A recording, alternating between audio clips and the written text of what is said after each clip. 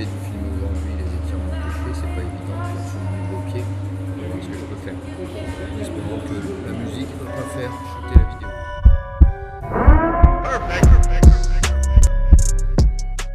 Salut la team, aujourd'hui je vais vous montrer comment vous étirer. Si vous avez surtout mal au lombaire, ce qui est mon cas, moi j'ai une discopathie, c'est l'équivalent d'hernie discale. Ça permet de vachement soulager en début de séance, et même vous pouvez le faire le matin et le soir chez vous, pour vous soulager même si vous ne faites pas de sport. Donc je ramène toujours le genou comme vous venez de voir vers ma poitrine en tirant le plus possible. Bien sûr il faut être allongé sur le sol, l'idéal c'est de mettre un tapis, là il y a un petit tapis mais ça se voit pas trop, le sol n'est pas très dur. Ensuite on met le pied sur le genou, l'autre genou, ça permet de encore tirer plus sur l'arrière de la cuisse et le fessier. Puis ensuite on essaie de poser le pied au sol en mettant les mains en croix et on regarde dans le sens opposé. Ça permet de bien étirer les muscles et la colonne vertébrale.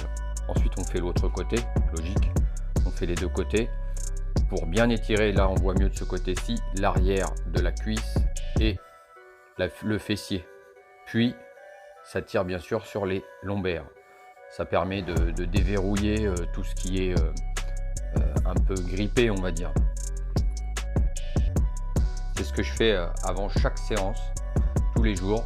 Je le fais même le soir en général. Avant les entraînements, je le fais 10 secondes et le soir, je le fais plutôt 30 secondes.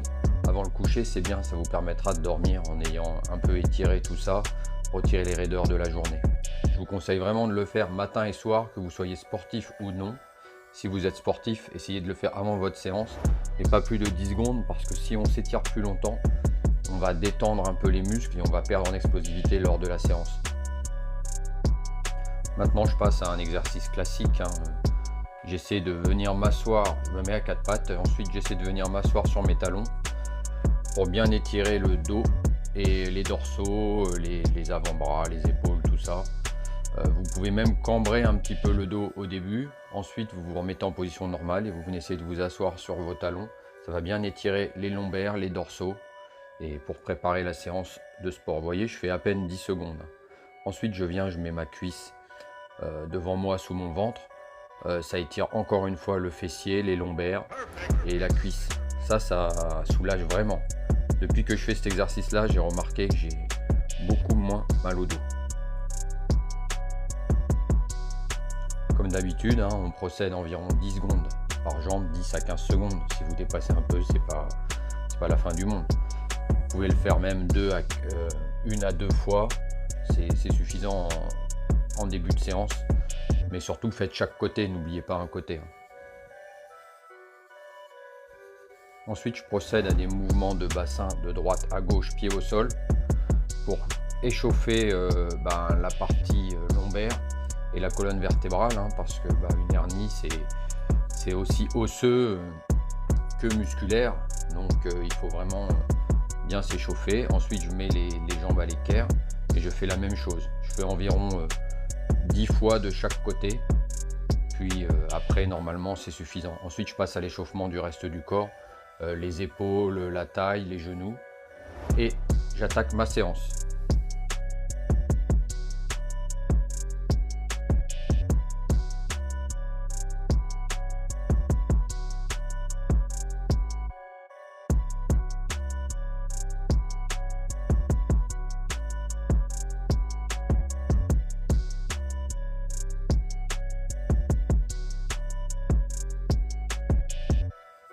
J'attaque ma séance en général avec les abdos, le crunch. Aujourd'hui, je vais les faire à la machine, c'est la première fois, mais c'est pour changer un petit peu. Donc je ne vous ai pas montré réellement, mais je l'ai déjà montré dans une autre vidéo, dans un circuit de HIIT, je crois, à la maison. Ou non, même j'ai fait une vidéo sur les abdos. Je vous mettrai un petit lien en haut, là, normalement ça va apparaître, pour vous si vous voulez visionner la séance. Donc là, je fais les obliques. Je me suis rendu compte en visionnant la vidéo que c'était pas la façon de faire que je préfère, mais j'ai changé en fin de vidéo. Il faut surtout bien penser à souffler lorsque vous ramenez votre coude vers votre genou et bien sentir la contraction. Ce qui est important, c'est sentir la contraction.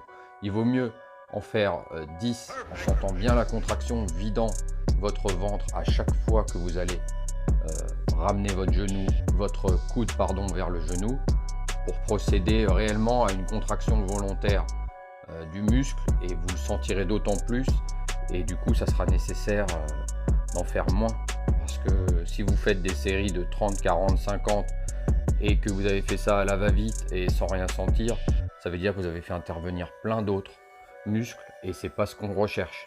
Là je suis en train d'expliquer en fait que c'est bien de venir en contraction, mais il faut aussi venir en étirement. Donc il faut bien revenir poser son dos, et comme si on se relâche et on reprend une nouvelle contraction. Ça permet d'étirer le muscle et le contracter. C'est ça qui va permettre sa croissance et son renforcement. Un muscle doit être stimulé en contraction et en étirement. C'est la vraie façon de développer la masse musculaire.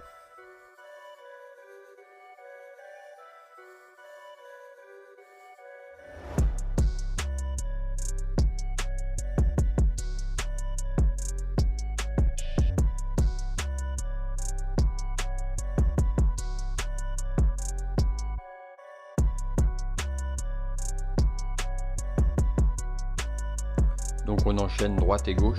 Donc là, comme j'explique, je me rends compte que je me suis trompé dans la façon d'exécuter les obliques. Moi je préfère l'autre manière, je vais vous la montrer pour rappel, à savoir je vais être dos tourné à vous, mais voilà, vous verrez mieux peut-être dans l'autre partie, mais toujours pareil, on vient faire attention à la contraction musculaire et on ouvre bien pour étirer le muscle.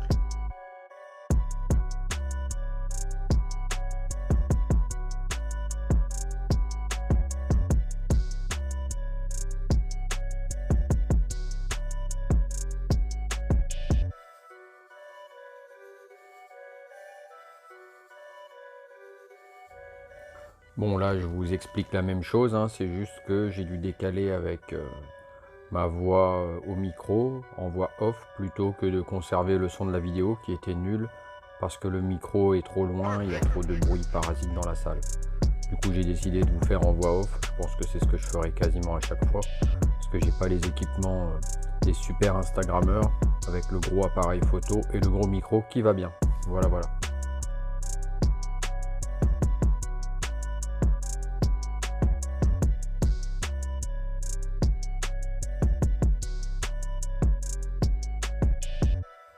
Ensuite, on va passer, après ça, normalement, je fais des crunchs. Donc moi, je fais un superset crunch oblique en général. Cette fois-ci, j'ai voulu tester cette machine. Donc c'est le même principe que le crunch. On expire quand on rapproche la poitrine du bassin. En fait, on vide bien et on contracte. Et on essaie de bien remonter également pour, comme je vous dis, toujours le même principe, étirer le muscle et le contracter. On vide bien ses poumons et on contracte 1 à 2 secondes si on peut en bas du mouvement. Bon, je vous laisse voir la vidéo et j'interviendrai tout à l'heure. Et normalement, il y a aussi des phases où le son n'est pas en voix off, où c'est moi qui parle au cours de la séance.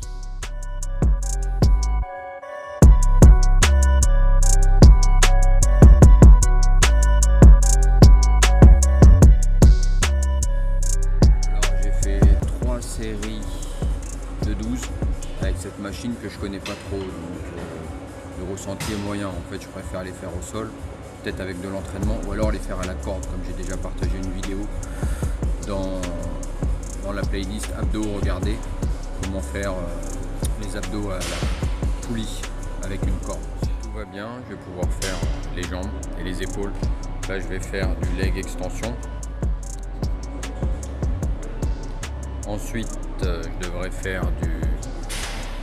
du leg curl assis, si tout va bien, c'est ça.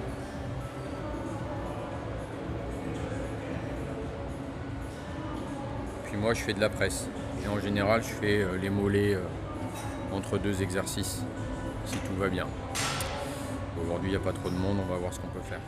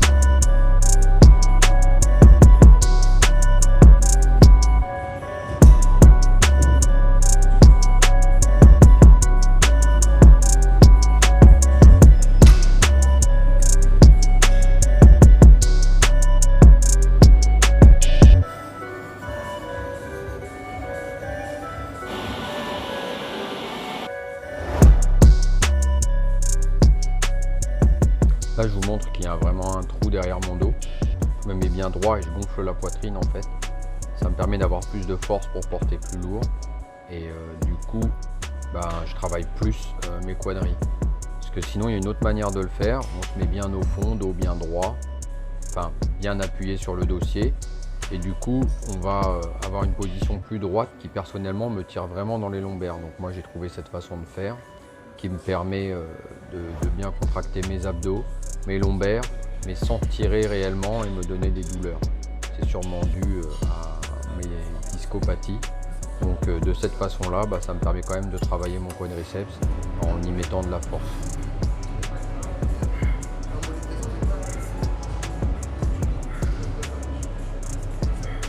On va faire la machine de la torture. Du coup, je ferai les ischios après parce qu'il y a déjà quelqu'un. Donc je vais faire mon échauffement et ensuite je vais charger jusqu'à pouvoir faire 3 à 6 reps au max pour travailler toujours pareil la force et du coup le volume musculaire. Prise de masse.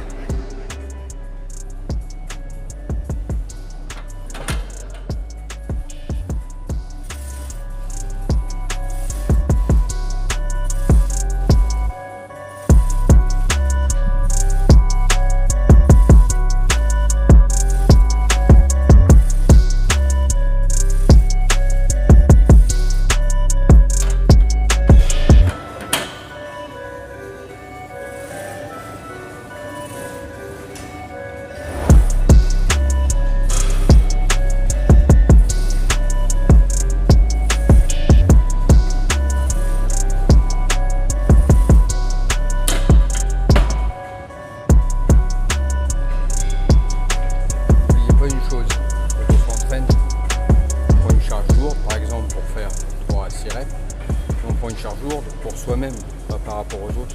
On ne prend pas une charge de 300 kg parce que l'autre il a fait 300 kg. C'est pour se faire écraser, se péter un genou ou se faire mal au dos. Prenez une charge qui vous correspond à vous.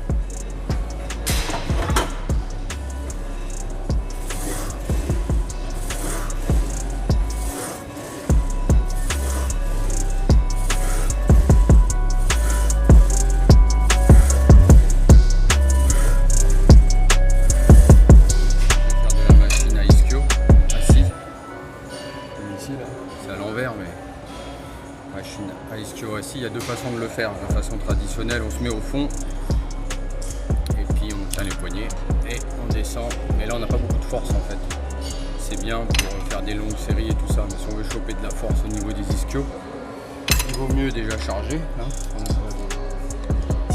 des petits. Et là, peut-être ça va le gêner. Il y a une poignée ici. Hop.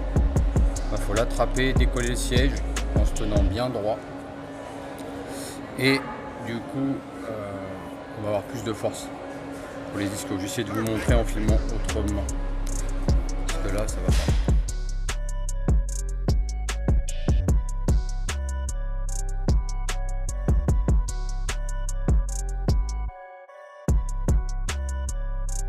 Pour cet exercice, il faut bien saisir les poignets, se réavancer en fait.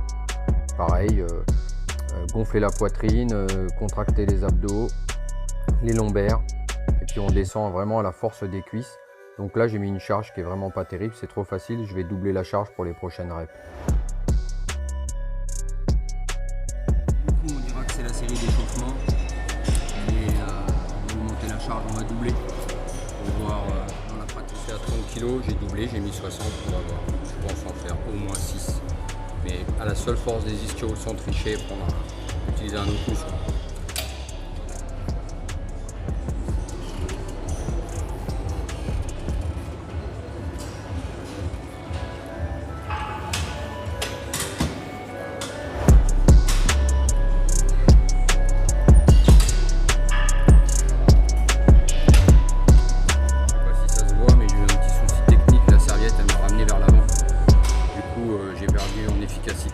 Sur les séries, sur les répétitions finales. On va le refaire série. Donc moi je laisse environ 45 secondes, une minute de repos entre les séries. Tous les exercices je fais pareil, même si je fais de la force. C'est ma façon de faire. Et chacun fait comme il veut.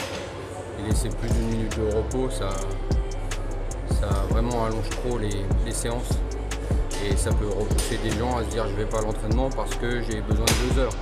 Alors qu'en fait une bonne séance en 30 minutes c'est fait. Bon, j'exagère un peu, allez 45 minutes, 1 heure max.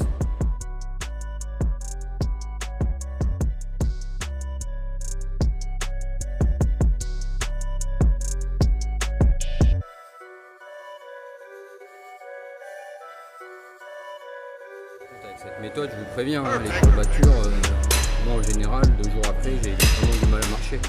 Là, j'ai eu mal pendant 3 jours. Quand de refaire cette séance, ça va mieux que de ce matin. Là, je vais faire ma dernière série. Normalement, je la fais tout de suite après, je fais une petite pause pour vous parler. On va faire, on diminue la charge de la moitié et on compte jusqu'à ce qu'on puisse plus.